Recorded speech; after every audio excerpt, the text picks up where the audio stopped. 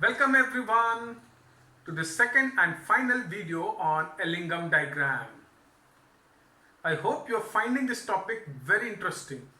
Personally मुझे ये topic बहुत पसंद है, बहुत लॉजिकल है, बहुत इंटरेस्टिंग है.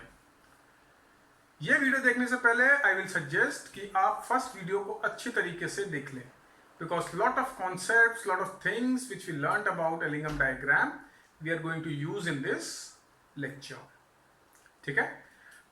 So in the first lecture we looked at various aspects of Ellingham diagram like the slope, why does slope change at a particular temperature, and which metals or which elements can reduce other oxides or metallic oxides. तो आइए इस discussion को हम थोड़ा और आगे बढ़ाते हैं.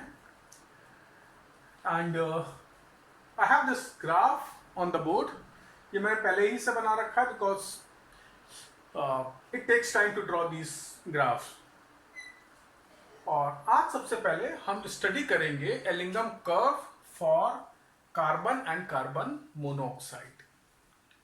तो आप सोच रहे होंगे कि कार्बन और कार्बन मोनोऑक्साइड में ऐसा स्पेशल क्या है. So the reason being carbon and carbon monoxide are extensively used as reducing agent in extraction of metals. Among other reasons that it can reduce metals, one important reason also is economic feasibility. Carbon बहुत सस्ता होता है, so it's a very cheap substance to be used as a reducing agent. और किसी भी चीज के extraction में one important consideration is the cost or the profitability of the entire process. तो चलिए अब देखते हैं हम Ellingham diagram for carbon and carbon monoxide. तो ये जो लाइन देख रहे हो आप, this curve, this is for oxidation of carbon monoxide to carbon dioxide. It's an upward sloping curve. The curve which starts from top, that is for oxidation of coke to carbon monoxide. अब carbon दो तरीके से oxidise हो सकता है, either to carbon monoxide or to carbon dioxide. दोनों के लिए free Gibbs energy change different होगी. सो जो ऊपर वाली लाइन है वो है कार्बन के ऑक्सीडेशन टू कार्बन मोनोऑक्साइड, और जो बीच वाली लाइन है the straight line parallel to temperature axis, that is for oxidation of coke to carbon dioxide. ठीक है. अब इन तीनों लाइन को देखकर ही सबसे पहला क्वेश्चन जो दिमाग में आता है, ये तीनों के स्लोप इतने अलग अलग क्यों है. ठीक है. तो सबसे पहले इनके स्लोप स्टडी कर लेते हैं. So let's say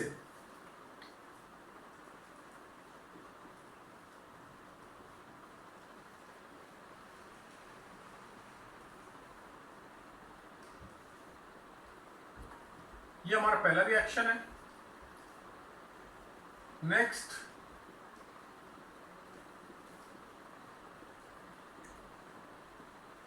this is the second reaction, and third one is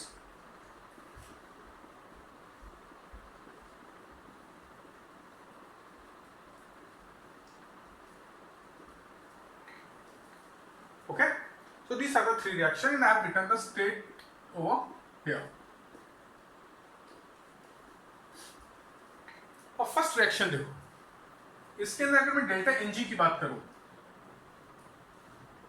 delta N G क्या है? Number of change in number of molecules of gas. तो यहां पर प्रोडक्ट में दो मॉलिक्यूल्स हैं गैस के, रिएक्टेंट साइड में एक है, तो डेल्टा एनजी इज +1. इस केस में देखोगे रिएक्टेंट साइड में 1, प्रोडक्ट साइड में 1, so delta n g is equal to 0. And in the third case, there are two molecules of gas over here plus one molecule of gas over here. So 2 minus 3, which is equal to -1. ठीक है. तो पहले वाले case के अंदर number of gas molecules एक से increase हो रहा है, यानी रैंडमनेस बढ़ रही है. Gases are more random. इस केस में रैंडमनेस चेंज नहीं हो रही है, एक मॉलिक्यूल इधर है, एक मॉलिक्यूल इधर है, एंड इस केस के अंदर रैंडमनेस डिक्रीज हो रही है. Okay, so for case 1 delta S is equal to positive. Case 2, let's assume it to be 0, and case 3 it is equal to negative, right? और फर्स्ट लेक्चर में हमने देखा था delta G is equal to delta H minus T times delta S. तो जो first reaction है this one, इसमें delta S positive है तो ये टर्म भी नेगेटिव, और ये वाला टर्म भी एक्सोथर्मिक रिएक्शन में तो negative, delta G overall negative. और जैसे जैसे टेम्परेचर बढ़ेगा ये नेगेटिव वैल्यू बढ़ती जाएगी, तो डेल्टा जी की नेगेटिव वैल्यू और बढ़ती चली जाएगी, यानी और ज्यादा नेगेटिव होता चला जाएगा. तो जैसे जैसे टेम्परेचर बढ़ेगा डेल्टा जी की वैल्यू और ज्यादा नेगेटिव होगी या डिक्रीज होगी, क्योंकि नेगेटिव वैल्यू बढ़ रही है यानी डिक्रीज हो रही है, तो दैट्स व्हाई नेगेटिव सी.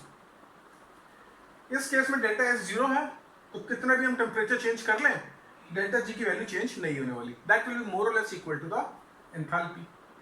तो दैट्स एक्सप्लेन्स की almost straight line parallel to temperature axes for this reaction. अब ये थर्ड रिएक्शन है, इसमें डेल्टा एस नेगेटिव है यानी ये वाला टर्म पॉजिटिव हो गया, और जैसे हमने फर्स्ट लेक्चर में डिस्कस किया था अब जैसे जैसे टेम्परेचर बढ़ाओगे ये पॉजिटिव वैल्यू बढ़ती जाएगी, यानी delta G will become less and less negative और मोर एंड मोर पॉजिटिव, यानी पॉजिटिव स्लोप होगा. So that's why positive slope for the third reaction. ठीक है, तो तीनों के डिफरेंट स्लोप्स का रीजन समझ में आ गया. Basically look at it in terms of change in entropy, कि एंट्रोपी कैसे चेंज हो रही है. एंट्रोपी चेंज पॉजिटिव है, नेगेटिव है कि जीरो, और वो कैसे फाइंड आउट करेंगे. सिंपल तरीका है कि number of gaseous molecules increase हो रहे हैं या डिक्रीज हो रहे हैं. अगर number of gaseous molecule increase हो रहे हैं तो एंट्रोपी इंक्रीज हो रही है, number of gaseous molecule decrease हो रहे हैं तो एंट्रोपी डिक्रीज हो रही है. ओके,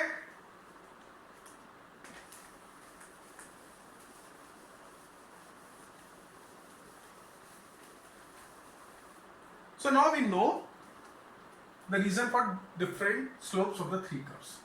तो ये पहला पॉइंट था. अब दूसरा पॉइंट, अगर मैं आपसे पूछूं which is a better reducing agent, carbon और carbon monoxide, which is a better reducing agent, carbon और कार्बन मोनोऑक्साइड. तो उसका आंसर इस ग्राफ को देखकर हमें देना है. तो देखते हैं, चलो इस ग्राफ को खुद सोचकर गेस करने की कोशिश करो. आंसर को वीडियो को पॉज करो और गेस करो. अब मैं बताता हूं आपको आंसर इसका. अगर हम इस कर्व को देखिए, carbon 2, this is for oxidation of carbon monoxide. ठीक है, इस कर्व को अगर हम देखें, सॉरी एक मिनट, थोड़ी सी गड़बड़ इस कर्व के अंदर. इस कर्व को मैं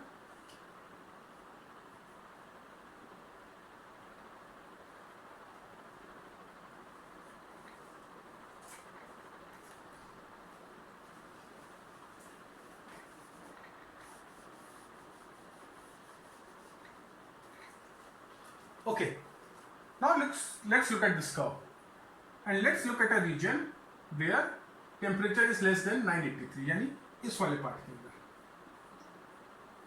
ओके, अब टेम्परेचर 983 पे कार्बन मोनोऑक्साइड ऑक्सीडेशन का कर्व कोक के ऑक्सीडेशन के कर्व को इंटरसेक्ट कर रहा है और उसके ऊपर निकल जा रहा है. तो इस टेम्परेचर से नीचे अगर हम देखें तो डेल्टा जी किसके लिए ज्यादा नेगेटिव है? ऑब्वियसली कार्बन मोनोऑक्साइड के लिए ज्यादा नेगेटिव है. ठीक है, तो delta G for oxidation of carbon monoxide is more negative at temperature below 983 Kelvin as compared to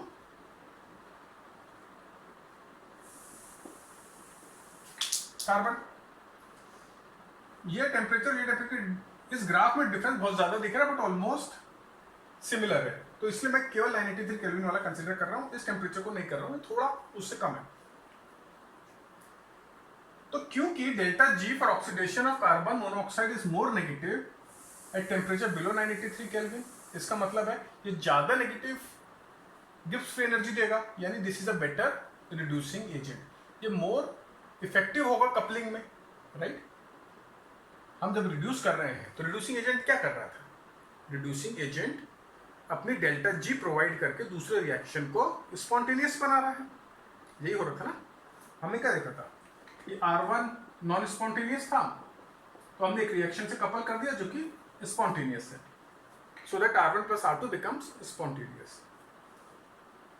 तो क्योंकि at temperature below 983 kelvin delta G carbon monoxide के लिए ज्यादा नेगेटिव है, तो at temperature below 983 kelvin carbon monoxide will be a better reducing agent.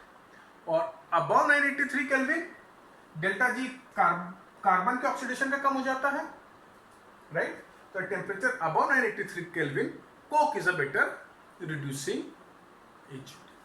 ठीक है. जो ग्राफ नीचे लाई कर रहा है that is a better reducing agent. तो हमारा आंसर क्या हो जाएगा? ये समझ में आ गया ना.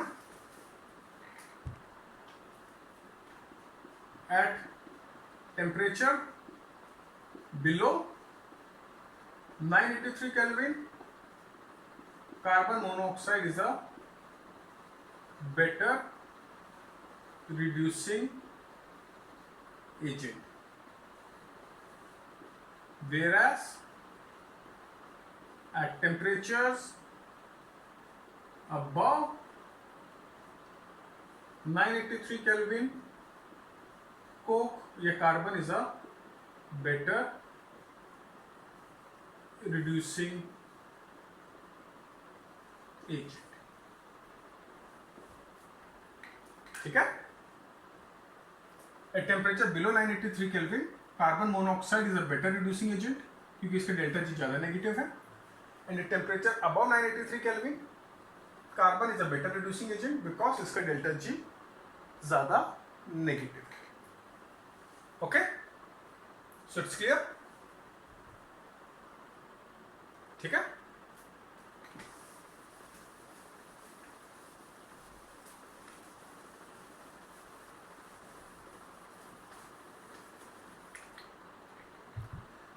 So that is the reason why in extraction of iron from its oxides, जब हम आयरन को एक्सट्रैक्ट करते हैं फ्रॉम इट्स ऑक्साइड, तो carbon dioxide is the main reducing agent. और जब हम इसका एक्सट्रैक्शन फुल डिटेल में पढ़ेंगे तब हम देखेंगे कि at lower temperature that is less than 800 kelvin carbon monoxide is the main reducing agent जो कि आयरन के ऑक्साइड को रिड्यूस कर देगा आयरन के फॉर्म में. और जो कुछ बच जाता है रिडक्शन से बच जाता है उसको हायर टेम्परेचर रेंज में कोक रिड्यूस कर देता है. क्लियर है. तो कोई भी क्वेश्चन आता है आपको which is a better reducing agent let's say at 673 kelvin carbon और carbon monoxide, obviously 673 kelvin 983 kelvin से कम है, तो उस पर carbon monoxide is a better reducing. ठीक. So this is what I wanted to discuss about carbon and carbon monoxide. Clear yala? So let me rub this graph now and let me make another graph.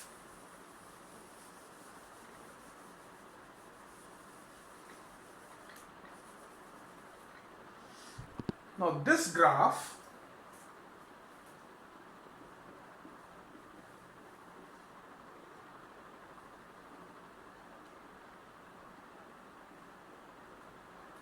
okay, so these are the two graphs. One is for the formation of aluminium oxide and other is for the formation of magnesium oxide.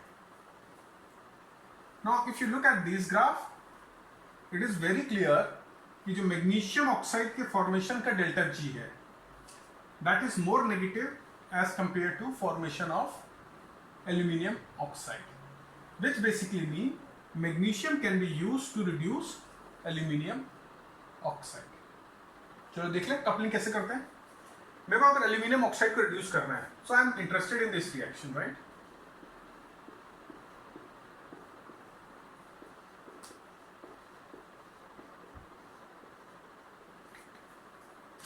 ठीक, और अगर magnesium उसको reduce कर रहा है तो magnesium itself will get oxidised.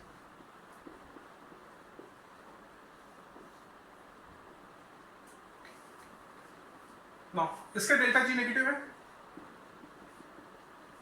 और formation of aluminium oxide के डेल्टा जी नेगेटिव है, तो रिडक्शन का या डिकम्पोजिशन का पॉजिटिव। तो अगर हम इन दो रिएक्शन को कपल कर दें तो नेट जो डेल्टा जी है वो नेगेटिव हो जाएगा, क्योंकि इसकी नेगेटिव वैल्यू ज्यादा है। बट किस टेम्परेचर तक ज्यादा है? केवल इस पॉइंट तक, that is below 1623 kelvin.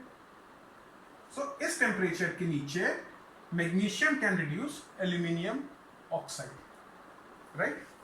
So below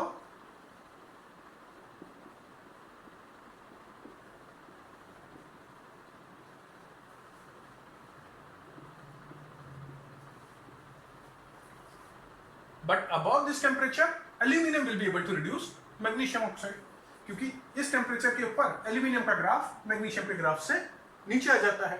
तो aluminium will be able to reduce magnesium oxide, जिसका ग्राफ नीचे वो रिड्यूस करेगा।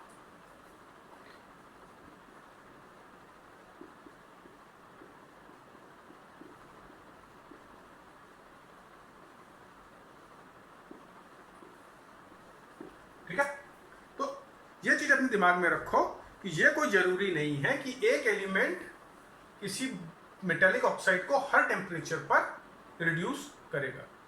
हो सकता है किसी टेम्परेचर रेंज के अंदर वो रिड्यूस कर रहा है, और हो सकता है उस टेम्परेचर रेंज के बाद वो खुद रिड्यूस हो जाए दूसरे मेटल से। ठीक है, तो उसको नोट डाउन कर लो।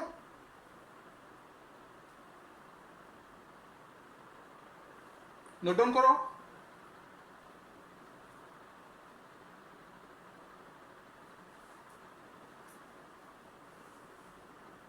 Now,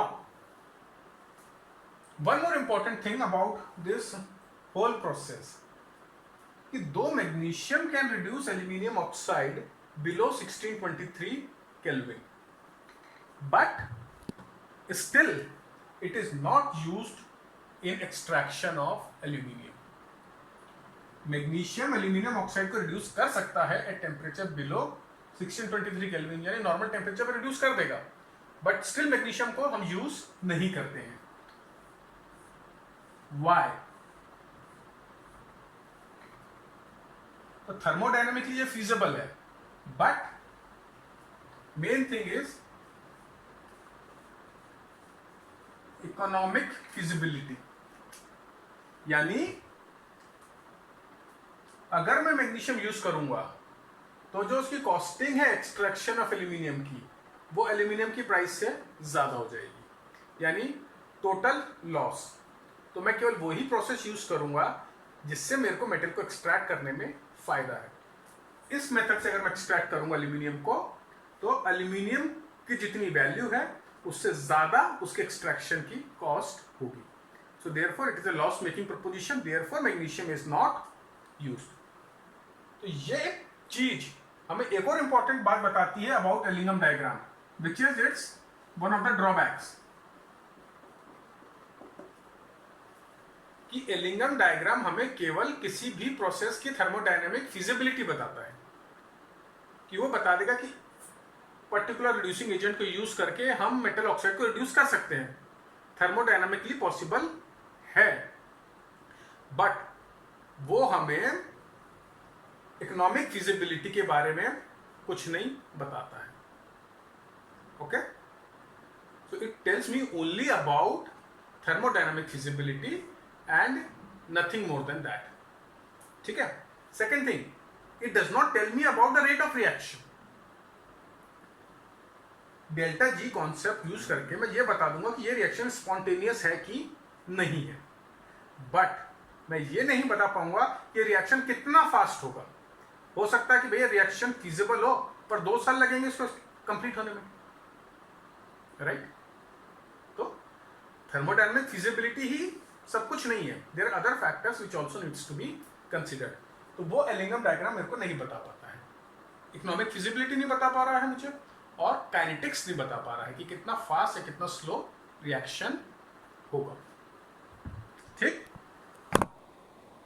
now let's look at another example and this time I won't use the graph, कि ग्राफ हमने बहुत यूज कर लिया, आपको क्लियर हो गया कि ग्राफ के अंदर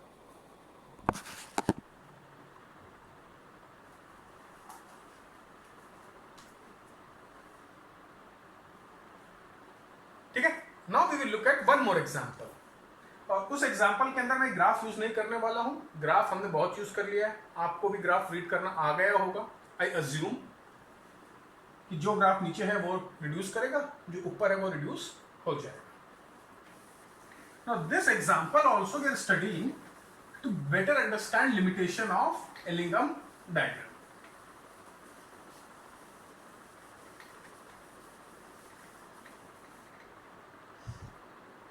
Now, if we talk about this reaction,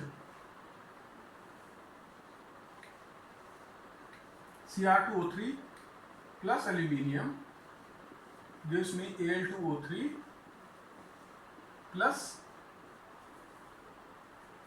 Cr, right?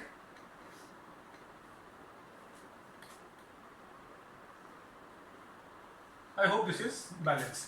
हमें फर्क नहीं पड़ रहा है बैलेंस है कि नहीं है, but looks like balanced.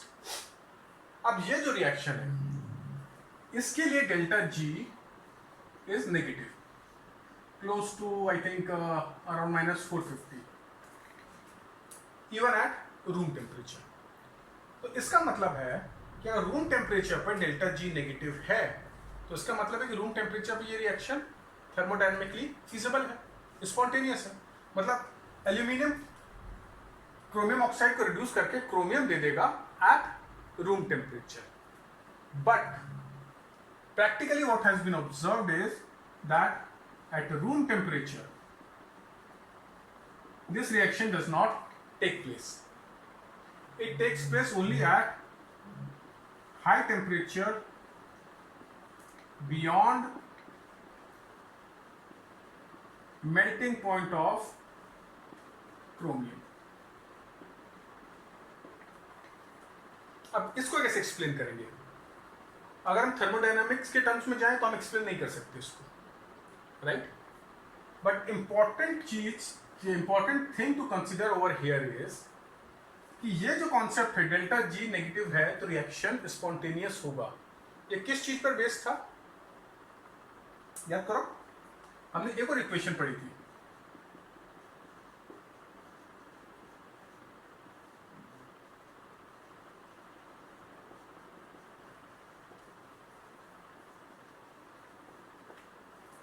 so this concept was based on equilibrium condition कि for a reversible reaction delta G अगर नेगेटिव होगा तो रिएक्शन स्पॉन्टेनियस होगा।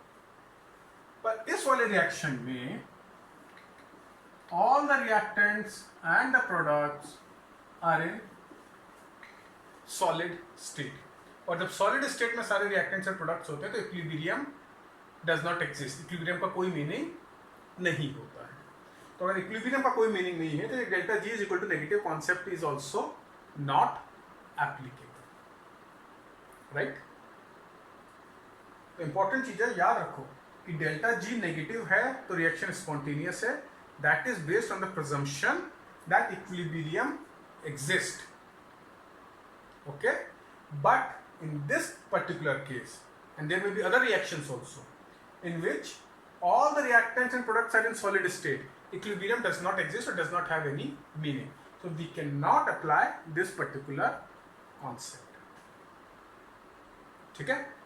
In other words, certain amount of activation energy is required to carry out this reaction, और ये चीज मेरे को एलिंगम डायग्राम नहीं बता रहा है। तो क्या होता है रूम टेम्परेचर पे रिएक्शन नहीं होगा। जब हम इसको हीट करते हैं और क्रोमियम मेल्ट हो जाता है बियॉन्ड मेल्टिंग पॉइंट, अब उस स्टेट में क्या होगा, ये सॉलिड और ये लिक्विड। लिक्विड की रैंडमनेस सॉलिड से ज्यादा, राइट? सॉलिड की रैंडमनेस सबसे कम, लिक्विड की ज्यादा। लिक्विड फ्लो होता है ना, सॉलिड तो फ्लो नहीं होता। तो मतलब प्रोडक्ट की रैंडमनेस बढ़ गई है, यानी प्रोडक्ट की एंट्रोपी बढ़ गई है। तो अगर प्रोडक्ट की एंट्रोपी रिएक्टेंट से ज्यादा है, that basically mean delta S for the reaction has become positive. अब अगर डेल्टा एस पॉजिटिव हो गया है तो delta G would have become even more and more negative. और अब इस केस के अंदर तुम्हारे इक्विलिब्रियम वाला कॉन्सेप्ट भी यूज कर सकते हैं। एंड फर्दर मोर जो भी एक्टिवेशन एनर्जी उसको रिक्वायर्ड थी, that has been provided, right? So remember, even though thermodynamically feasible, this reaction does not take place at room temperature because concept of free energy, or rather concept of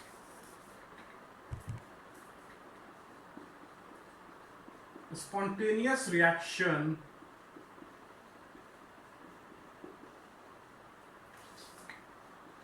based on negative delta G presumes equilibrium. Okay? It presumes equilibrium condition exists. In this case,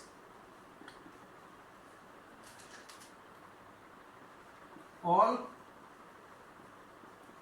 reactants and products are solid and hence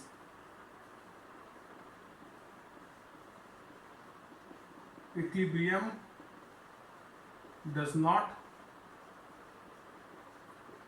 exist.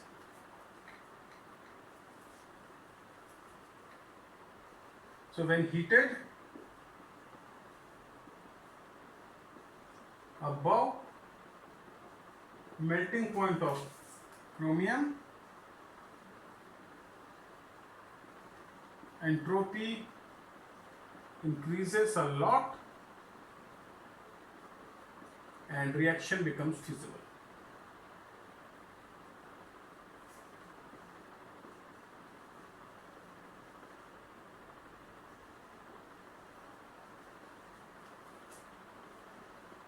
Or entropy increases a lot, delta G becomes highly negative and reaction becomes feasible.